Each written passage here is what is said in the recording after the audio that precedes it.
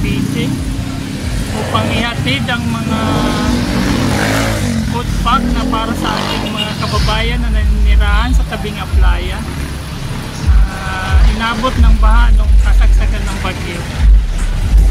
Samahan niyo po kami guys na puntahan ng ating mga kababayan sa Rosario, Cavite.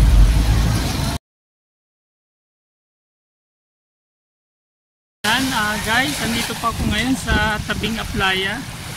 Dito po yan sa Rosario, Cavite. Ayan, pag dito po ay may bagyo, ayan yung po mga kabahayan na yan ay pinapasok ng tubig dagat.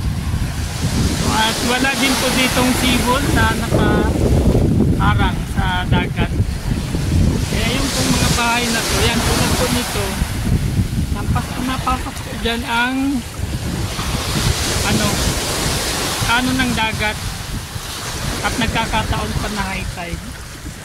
So pasok po yan sa mga kabahayan dito hanggang doon po sa unahan.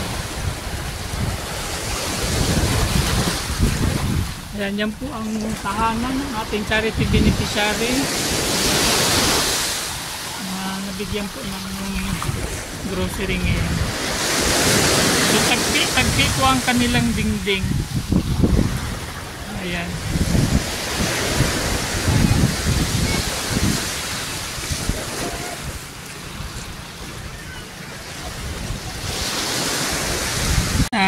Wonderful day. Dito po tayo sa tabing Aplaya. So bali dito po yan sa Rosario, Cavite. So siya po ang napili nating pagkalooban ng munting grocery na galing sa Team United OFW Charity Group. At siya po si ano nang ang kumpletong pangalan at edad? Vivian Edim, 46 years old. So bali ilan ang anak? 8 po. So bali 8. Tapos si husband anong trabaho? Fishing man lang po. So sa ngayon nasama sa laot o wala? Wala. So ilang araw nang walang trabaho? Month na po. Buwan na. Okay. So kasi nabalitaan ko noong kalakasan ng bagyo, pumasok dito sa loob ng bahay yung tubig na galing sa dagat. So gaano kataas yung tubig na nanggaling sa dagat? Ay pumasok po yung dagat, tubig dagat galing sa dagat. Ang taas niya po yan hanggang dito sa dingding. Ay, so hindi kayo, di ba may mga dumadaan na barangay para tawag dito, i-rescue? Nirescue naman po. Ang kaso lang po yung mga bata kasi yung bahay po binantayan namin dahil talagang mawawas out siya pag walang tao. Okay. So bali medyo na busy lang ako noon pero alam ko na kabilang ito sa nasalanta ng bagyo na halos 1 linggong ulan, di ba? Ulan, bagyo. Malakas na bagyo. So talagang sa tabing dagat talaga ito. Talagang kaya nga halos abot. So nag-high tide siya, nag-high tide. High tide talaga po, abot yung alon sa bubong. Agoy. Baklas yung mga dingding. Mataas yung buhangin. Ayan po yung buhangin na naipon. So ayan, yung banda na yan. So ayan, pakita natin. So yung mga nakasakong buhangin, kaya yun po yan dito sa loob. Pasok yan. So bali iniharang nyo lang para kung sakali may bagyo na naman ulit, makadepensa. So okay. Oo. Ayan. So kumusta ang paano ba ang trabaho ni husband? On and off ba o tuloy-tuloy naman? On and off po. Kasi hindi siya po ngayon din nagtatrabaho dahil may sakit. May sakit din. So, gaano na kayo katagal na nakatira dito sa tabing Aplaya? May 5 years. 5 years. More or less 5 years. Matagal na kami dito, residential, palipat-lipat.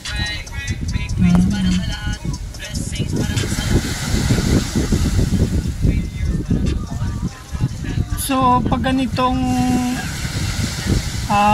hapon maano naman yung hangin, presko naman yung hangin. Pag wala namang low pressure ng bagyo, okay naman ang hangin. Pero may bagyo, high low pressure, ay talagang malakas ang So nakakatakot lang talaga pag malakas yung alon. ay opo, napasok ka po talaga kahit dyan sa labas, andito na ang nilaga sa labas. So kumusta naman ang buhay-buhay? Buhay mahirap. Minsan po mahirap na. Oo. Ang kinaganda lang dito pag maganda yung panahon. So ano kayo sagana kumbaga sa isda kasi malapit lang kayo sa dagat. So kung may mga kakilala kayo na mangingisda, nakakahingi, may nag-aabot-abot naman pa ilan-ilan ano. Nananalubog napunta dyan sa tabing dagat. Ayun ang kinaganda ng malapit sa dagat. So ang pinoproblema na lang is yung bigas, mga sangkap. Ayan. Pero pag tag-ulan talagang wala talagang nalaot. Pag masama ang panahon, bawal talaga. Hindi pwedeng palabasin ito.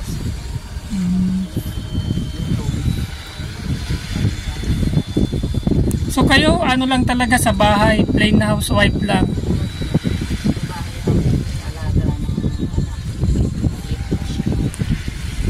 Bali ngayon talagang masama din ang pakiramdam mo, may ubot sipon din. Opo, may sakit po kasi ako kaya hindi masyadong malakas yung aking boses.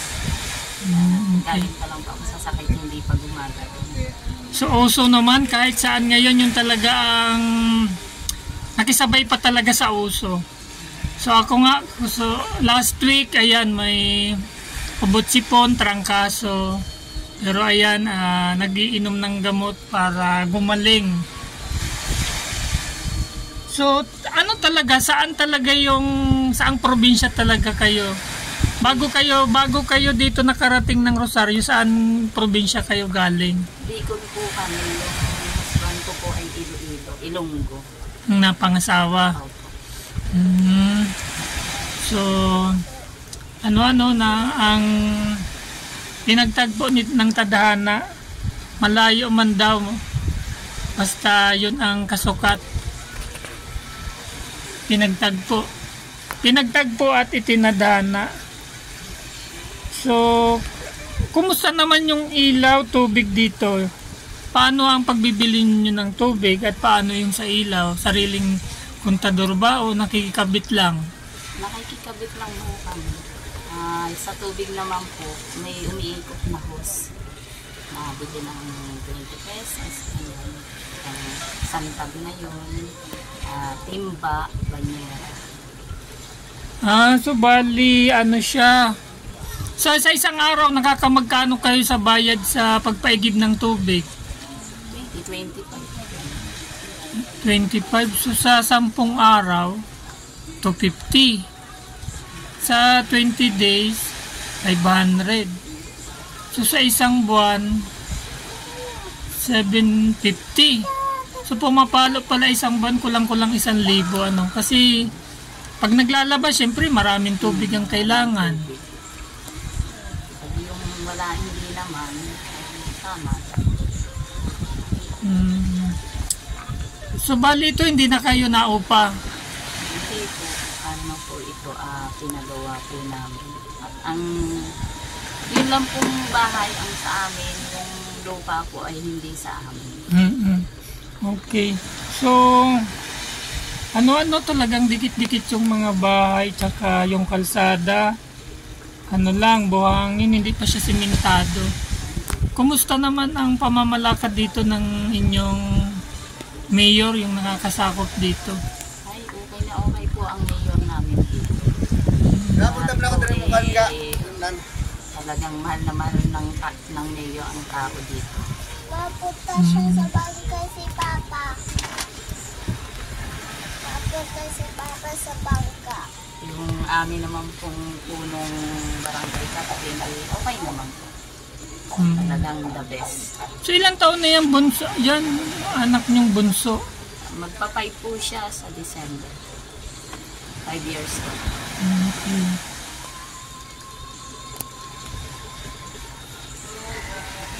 So ang karamihan na anak buhay dito, tulad ng sa related sa pag-iisda, ano, yung nagtitinda ng tinapa, daing, tuyo, ayan.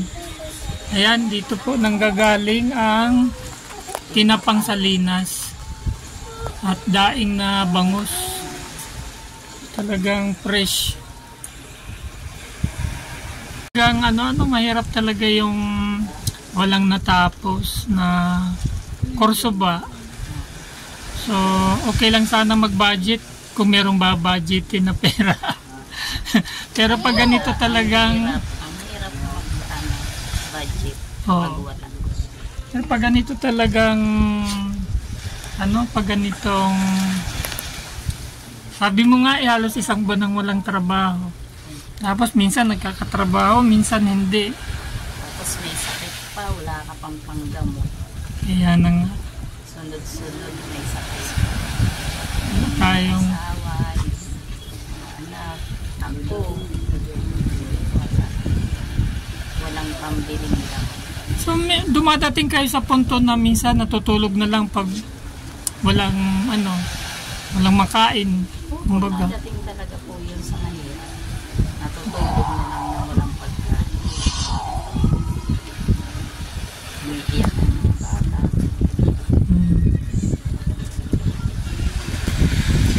Sa murang edad ng bata, no? Buti isa na lang maliit mo. Siya na lang. Ang kaso yung malalaki, nag-a-apply ka lang. Wala kang trabaho. So anong mga tapos high school lang din. Ayos. Isang college. Ayan, self-supporting, kumbaga. Nagpupursige. Nakatulong. Ayan, anong masasabi nyo po sa sa pinagkaloob sa inyo na food pack ng Team United OFW Charity Group? Nagpapasalamat po ako kasi ito pong nakarating na biyaya sa amin ay malaking tulong po ito sa amin. Dahil sa amin pong kalagayan ay sobrang hirap. Maraming salamat po. And so bali kami 22 na officers and members ng Team United OFW Charity Group at 3 sponsor. So ayan, kahit po mahirap ang buhay nila bilang OFW, ay nag-ambag-ambag po para makapag-abot ng tulong sa ating mga kababayan. So bali ako po ay naatasan lang na ipamahagi ang mga grocery na yan sa ating mga sa katulad ninyong nangangailangan. So ayan lang po at lang ang kanilang mga channel at please follow, like and share po para mas marami pa tayong matulungang mga kababayan nating nangangailangan. So sana man lang makita ko yung mga comment nyo sa aming mga pinopost. Ayan, unang-una nyo po itong mapapanood sa United OFW Charity Group. Yung po ang pangalan ng page ng aming founder. So i-share ko na lang yung video sa inyo once na ma-upload na. Ayan, please follow, like and share po at maraming salamat.